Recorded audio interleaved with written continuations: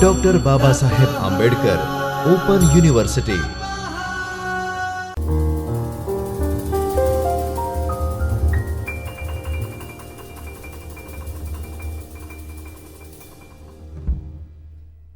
Namaskar. I, Devarshri Modi, from the School of Social Science and Humanities, Dr. Babasaheb Ambedkar Open University, welcome you all to our YouTube platform, Bhav Gujarat. Friends, we are currently looking at the TYBA Major English syllabus for the paper Study of Poetry, and today we will discuss Unit 5, that is The Road Not Taken, a poem written by Robert Frost. Friends, the discussion regarding the poem is divided into two parts.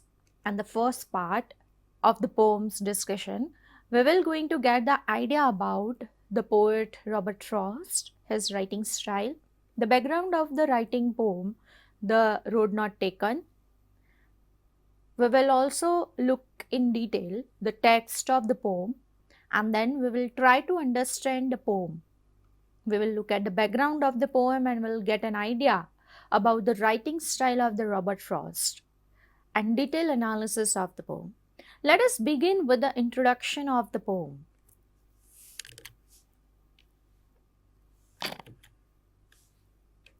Friends, The Road Not Taken appeared in 1916 as the first poem in the collection of the title Mountain Interval. The Mountain Interval and The Road Not Taken along with it were regarded as the turning point in the Frost's career, marking a shift from his earlier poems that were largely dramatic monologues or dialogues to the poems that were, as the Poetry Foundation describes them, the brief meditations sparked by an object, person, or event.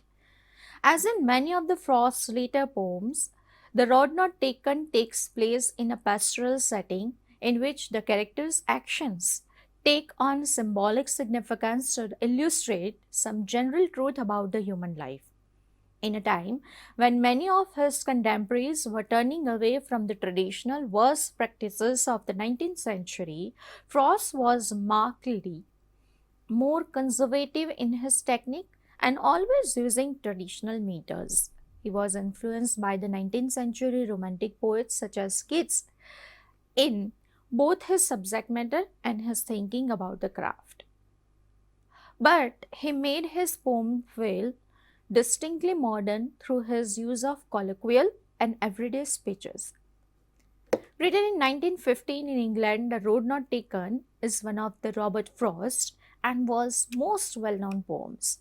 Although commonly interpreted as the celebration of rugged individualism, and the poem contains multiple different meanings, the speaker in the poem faced with a choice between two roads, take the roads less traveled, and the decision which he or she supposed made all differences. However, Frost creates enough subtle ambiguity in the poem that it's unclear whether the speaker's judgment should be taken at the face value, and therefore whether the poem is about the speaker making a simple but impactful choice, or about how the speaker interprets a choice whose impact is unclear. Robert Frost wrote The Road Not Taken at the start of the World War I. Just before returning to the United States from England, the impossibility of understanding the significance of one's life choices, The Road Not Taken can be read in the context of Frost's personal life as he moved his family overseas, just as easy as it can be read in the context of the world history. With a global war suddenly and unexpectedly erupting and impending people's lives, take for example the case of Frost's friend Edward Thomas, after whom the Frost reportedly modeled the speaker of The Road Not Taken.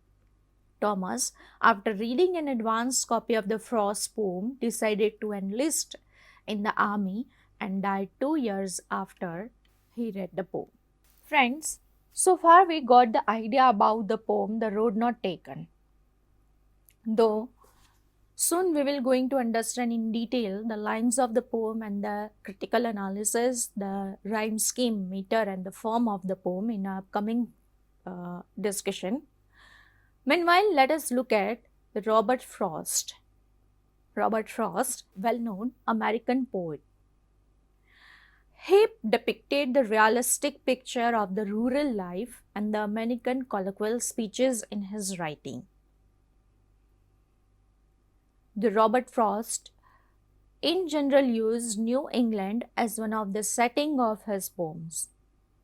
He was the only poet of his time, or only poet so far in writing the poems in English literature in general, or writing in general, who received the Pulitzer Prize for the four times. According to the Harold Brook, a famous critic, Frost was one of the major American poets. Frost's works explore the fundamental questions of existence, depicting with a chilling starkness the loneliness of the individuals in the different universe. Robert Frost was highly influenced by Robert Graves, Rupert Brooke, Thomas Hardy, W.B. Yeats, John Keats, and Ralph Waldo Emerson. And the influence of these writers in his writing we find very clearly. Friends, it is very remarkable and significant to note that Robert Frost was nominated for the Nobel Prize in Literature for 31 times. Hence, he received Pulitzer Prize for writing the poems 4 times. In 1924, he received Pulitzer Prize for New Hampshire, a poem with the notes and the grace notes. In 1931, he received Pulitzer Prize for collected poems. Again in 1937, he received a Pulitzer Prize for a further reading, and in 1943, he received Pulitzer Prize for the Witness Tree. Friends, these some of the important details that I share with you about the Robert Frost are very important. Now let us look at the text of the poem. It's very important that we read in detail the poem first. So the lines of the poems goes like this. Two roads diverge in a yellow wood, and sorry I could not travel both, and be one traveler. Long I stood and looked down as far as I could, to where it bent in the undergrowth, then took the other as just as far, and having perhaps a better claim, because it was grassy and wanted wear.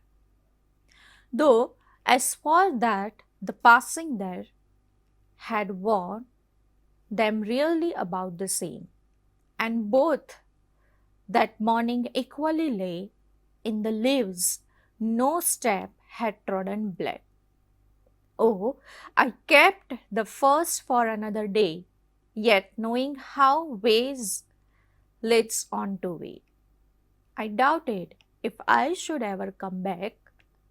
I doubted if I should ever come back.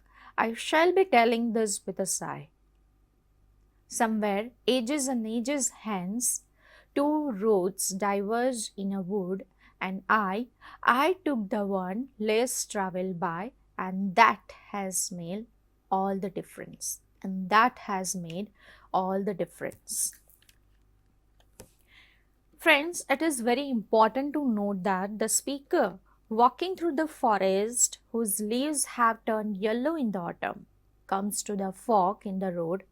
The speaker, regretting that he or she is unable to travel by both the roads, since he or she is, after all, just one person, stands at the fork in the road for a long time and tries to see where one of the paths leads. However, the speaker can't see very far because the forest is dense and road is not straight. The speaker takes the other path, judging it to be just as a good choice as the first, and supposing that it may even be the better option of the two, since it is grassy and looks less worn than the other path. Though now the speaker has actually walked on the second road, then took the other as just as well, and having perhaps the better claim, because it was grassy and wanted where, though as for that the passing there had warned them really about the scene. Though now that the speaker has actually walked on the second road, he or she thinks that in reality the two roads must have been more or less equally worn in. Reinforcing this statement, the speaker recalls that both roads were covered in leaves, which had not yet been turned black by the foot traffic. The speaker exclaims that he or she is just saving the first road and will travel it at the later date, but then immediately contradicts him or herself with the acknowledgement that in life one road tends to lead onward to another, so it's therefore unlikely that he or she will ever actually get a chance to return to the first road. The speaker imagines himself or herself in the distant future recounting with a sigh the story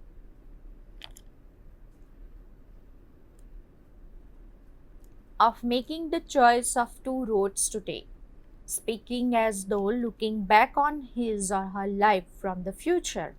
The speaker states that he or she was faced with the choices between two roads to choose, and to choose to take road that was less traveled, and the consequences of that decision have made all the difference in his or her life.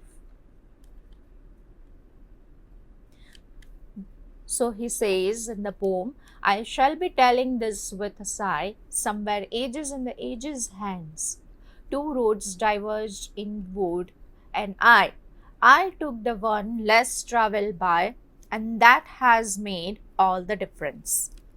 The road not taken in the poem, the road not taken, the speaker describes him or herself as facing the choices between which of two roads to take. The speaker's choice functions as the extended metaphor for all the choices that the speaker and all the people must make in life. Through the speaker's experience, the poem explores the nature of the choices and what it means to be a person forced to choose. All the people inevitably are. So friends, in this video, we got the idea about, a very brief idea about the text of the poem. We understood each of the lines of the poem. We also have the idea about the historical background, why Robert Frost intended to write this poem or what led him to write this poem. Again, try to repeat this video again and again. Try to watch this video again and again, and in the next video we will trying to understand the metrical form, the poetic composition, some interpretation, some themes of the poem, symbols associated with the poems. So till then, take care and thank you. स्वाध्यायः